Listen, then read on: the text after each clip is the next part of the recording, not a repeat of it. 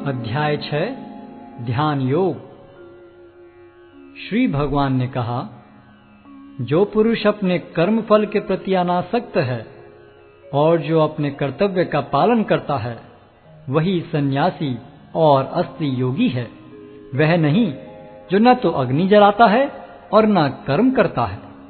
हे पांडुपुत्र, जिसे सन्यास कहते हैं उसे ही तुम योग अर्थात पर ब्रह्म से युक्त होना जानो, क्योंकि इंद्रिय तृप्ति के लिए इच्छा को त्यागे बिना कोई कभी योगी नहीं हो सकता। अष्टांग योग के नवसाधक के लिए कर्म साधन कहलाता है और योग सिद्ध पुरुष के लिए समस्त भौतिक कार्यकलापों का परित्याग ही साधन कहा जाता है। जब कोई पुरुष समस्त भौतिक इच्छाओं का त्याग करके न तो इंद्रिय तृप्ति के लिए कार्य करता है और न सकाम कर्मों में प्रवृत्त होता है, तो वह योगारूढ़ कहलाता है। मनुष्य को चाहिए कि अपने मन की सहायता से अपना उद्धार करे और अपने को नीचे न गिरने दे। यह मनबद्ध जीव का मित्र भी है और शत्रु भी। जिसने मन को जीत लिया है उसके लिए मन सर्वश्रेष्ठ मित्र है, किंतु जो ऐसा नहीं कर पाया उसके लिए मन सबसे बड़ा शत्रु बना रहेगा। जिसने मन को जीत लिया है उसने पहले ही परमात्मा को प्राप्त कर लिया है, क्योंकि उसने शांति प्राप्त कर ली है। ऐसे पुरुष के लिए सुख दुख, सर्दी गर्मी एवं मान अपमान एक से हैं। वह व्यक्ति आत्म साक्षात्कार को प्राप्त तथा योगी कहलाता है, जो अपने अर्जित ज्ञान तथा अनुभूति से पूर्णतया संतुष्ट रहता है। ऐसा व्यक्ति अध्यात्म को प्राप्त तथा जितेंद्रिय कहलाता है। वह सभी वस्तुओं को, चाहे वे कंकड़ हों, पत्थर हों या कि सोना, एक समान देखता है। जब मनुष्य निष्कपट हितैषियों, प्रिय मित्रों, तटस्थों, मध्यस्थों, ईश्वालुओं, शत्रुओं तथा मित्रों, पुण्यात्माओं एवं पापियों को समान भाव से देखता है, तो वह और भी उन्नत माना जाता है। योगी को चाहिए कि वह सदैव अपने शरीर, मन तथा आत्मा को परमेश्वर में लगाए, एकांत स्थान में रहे और बड़ी सावधानी के साथ अपने मन को वश में करे। उसे समस्त आकांक्षाओं तथा संग्रह भाव की इच्छाओं से मुक्त होना चाहिए। योगाभ्यास के लिए योगी एकांत स्थान में जाकर भूमि पर कुशा बिछा दे और फिर उसे मृगछाला से ढके तथा ऊपर से मुलायम वस्त्र बिछा दे। आसन न तो बहुत ऊंचा हो न बहुत नीचा, यह पवित्र स्थान में स्थित हो। योगी को चाहिए कि इस पर दृढ़ता पूर्वक बैठ जाए और मन, इंद्रियों तथा कर्मों को वश में करते हुए तथा मन को एक बिंदु पर स्थित करके हृदय को शुद्ध करने के लिए योगाभ्यास करे। योगाभ्यास करने वाले को चाहिए कि वह अपने शरीर, गर्दन तथा सिर को सीधा रखे और नाक के अगले सिरे पर दृष्टि लगाए।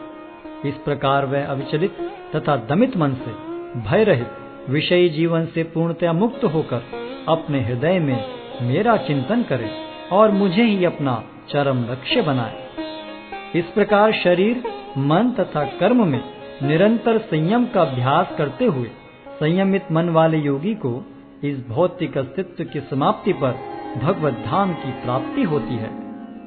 हे अर्जुन, जो अधिक खाता है या बहुत कम खाता है, जो अधिक सोता है अथवा जो पर्याप्त नहीं सोता, उसके योगी बनने की कोई संभावना नहीं है। जो खाने, सोने, आमोद प्रमोद तथा काम करने की आदतों में नियमित रहता है, वह योगाभ्यास द्वारा समस्त भौतिक क्लेशों को नष्ट कर सकता है। जब योगी योगाभ्यास द्वारा अपने मानसिक कार्यकलापों को वश में कर लेता है और अध्यात्म में स्थित हो जाता है, अर्थात समस्त भौतिक इच्छाओं से रहित हो जाता है, तब वह योग में सुस्थिर कहा जाता है। जिस प्रकार वायु रहित स्थान में दीपक हिलता डुलता नहीं, उसी तरह जिस योगी का मन वश में होता है, वह आत्म तत्व के ध्यान में सदैव स्थिर रहता है। सिद्धि की अवस्था में, जिसे समाधि कहते हैं, मनुष्य का मन योगाभ्यास के द्वारा भौतिक मानसिक क्रियाओं से पूर्णतया संयमित हो जाता है। इस सिद्धि की विशेषता यह है कि मनुष्य शुद्ध मन से अपने को देख सकता है और अपने आप में आनंद उठा सकता है उस आनंदमय स्थिति में वह दिव्य इंद्रियों द्वारा असीम दिव्य सुख में स्थित रहता है। इस प्रकार स्थापित मनुष्य कभी सत्य से विपत नहीं होता और इस सुख की प्राप्ति हो जाने पर वह इससे बड़ा कोई दूसरा लाभ नहीं मानता। ऐसी स्थिति को पाकर मनुष्य बड़ी से बड़ी कठिनाई में भी विचलित नहीं होता। यह निस्संदेह भौतिक संसर्ग से उत्पन्न होने वाले समस्त दुखों से वास्तविक मुक्ति है। मनुष्य को चाहिए कि संकल्प तथा श्रद्धा के साथ योगाभ्यास में लगे और पथ से विचलित न हो। उसे चाहिए कि मनोधर्म से उत्पन्न समस्त इच्छाओं को निरपवाद रूप से त्याग दे और इस प्रकार मन के द्वारा सभी ओर से इंद्रियों को वश में करे। धीरे धीरे क्रमशः पूर्ण विश्वास पूर्वक बुद्धि के द्वारा समाधि में स्थित होना चाहिए और इस प्रकार मन को आत्मा में ही स्थित करना चाहिए और अन्य कुछ भी नहीं सोचना चाहिए। मन अपनी चंचलता तथा अस्थिरता के कारण जहां कहीं भी विचरण करता हो, मनुष्य को चाहिए कि उसे वहां से खींचे और अपने वश में लाए। जिस योगी का मन मुझ में स्थिर रहता है वह निश्चय ही दिव्य सुख की सर्वोच्च सिद्धि प्राप्त करता है। वह रजोगुण से परे हो जाता है। वह परमात्मा के साथ अपनी गुणात्मक एकता को समझता है और इस प्रकार अपने समस्त विगत कर्मों के फल से निवृत्त हो जाता है।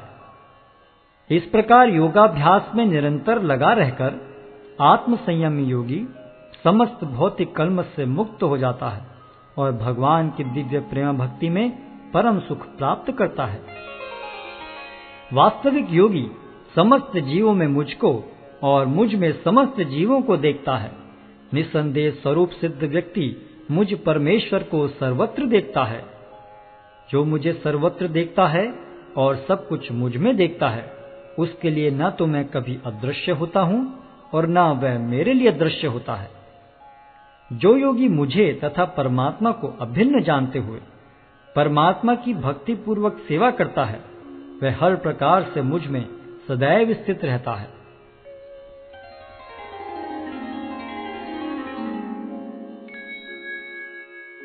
हे अर्जुन, वह पूर्ण योगी है जो अपनी तुलना से समस्त प्राणियों की उनके सुखों तथा दुखों में वास्तविक समानता का दर्शन करता है। अर्जुन ने कहा, हे मधुसूदन, आपने जिस योग पद्धति का संक्षेप में वर्णन किया है वह मेरे लिए अव्यवहारिक तथा असहनीय है, क्योंकि मन चंचल तथा अस्थिर है। हे कृष्ण, क्योंकि मन चंचल, उच्छृंखल, हठीला तथा अत्यंत बलवान है, अतः मुझे इसे वश में करना वायु को वश में करने से भी अधिक कठिन लगता है। भगवान श्री कृष्ण ने कहा, हे महाबाहु कुंती पुत्र, निस्संदेह चंचल मन को वश में करना अत्यंत कठिन है, किंतु उपयुक्त अभ्यास द्वारा तथा विरक्ति द्वारा ऐसा संभव है। जिसका मन उच्छृंखल है उसके लिए आत्म साक्षात्कार कठिन कार्य होता है, किंतु जिसका मन संयमित है और जो समुचित उपाय करता है उसकी सफलता ध्रुव है, ऐसा मेरा मत है। अर्जुन ने कहा, हे कृष्ण, उस असफल योगी की गति क्या है जो प्रारंभ में श्रद्धा पूर्वक आत्म साक्षात्कार की विधि ग्रहण करता है, किंतु बाद में भौतिकता के कारण उससे विचलित हो जाता है और योग सिद्धि को प्राप्त नहीं कर पाता। हे महाबाहु कृष्ण, क्या ब्रह्म प्राप्ति के मार्ग से भ्रष्ट ऐसा व्यक्ति आध्यात्मिक तथा भौतिक दोनों ही सफलताओं से च्युत नहीं होता और छिन्न भिन्न बादल की भांति विनष्ट नहीं हो जाता, जिसके फलस्वरूप उसके लिए किसी लोक में कोई स्थान नहीं रहता? हे कृष्ण, यही मेरा संदेह है और मैं आपसे इसे पूर्णतया दूर करने की प्रार्थना कर रहा हूँ। आपके अतिरिक्त अन्य कोई ऐसा नहीं है जो इस संदेह को नष्ट कर सके। भगवान ने कहा, हे प्रथापुत्र, कल्याण कार्यों में निरत योगी का न तो इस लोक में और न परलोक में ही विनाश होता है। हे मित्र, भलाई करने वाला कभी बुराई से पराजित नहीं होता। असफल योगी पवित्र आत्माओं के लोकों में अनेकानेक वर्षों तक भोग करने के बाद या तो सदाचारी पुरुषों के परिवार में या कि धनवानों के कुल में जन्म लेता है। अथवा वह ऐसे योगियों के कुल में जन्म लेता है जो अति बुद्धिमान है। निश्चय ही इस संसार में ऐसा जन्म दुर्लभ है। हे कुरुनंदन, ऐसा जन्म पाकर वह अपने पूर्व जन्म की दैविक चेतना को पुनः प्राप्त करता है और पूर्ण सफलता प्राप्त करने के उद्देश्य से वह आगे उन्नति करने का प्रयास करता है। अपने पूर्व जन्म की दैवी चेतना से वह न चाहते हुए भी स्वतः योग के नियमों की ओर आकर्षित होता है। ऐसा जिज्ञासु योगी शास्त्रों के अनुष्ठानों से परे स्थित होता है और जब योगी समस्त कलमश से शुद्ध होकर सच्ची निष्ठा से आगे प्रगति करने का प्रयास करता है तो अंततो गत्वा अनेकानेक जन्मों के अभ्यास के पश्चात सिद्धि लाभ करके वह परम गंतव्य को प्राप्त करता है। योगी पुरुष तपस्वी से, ज्ञानी से तथा सकाम कर्मी से बढ़कर होता है।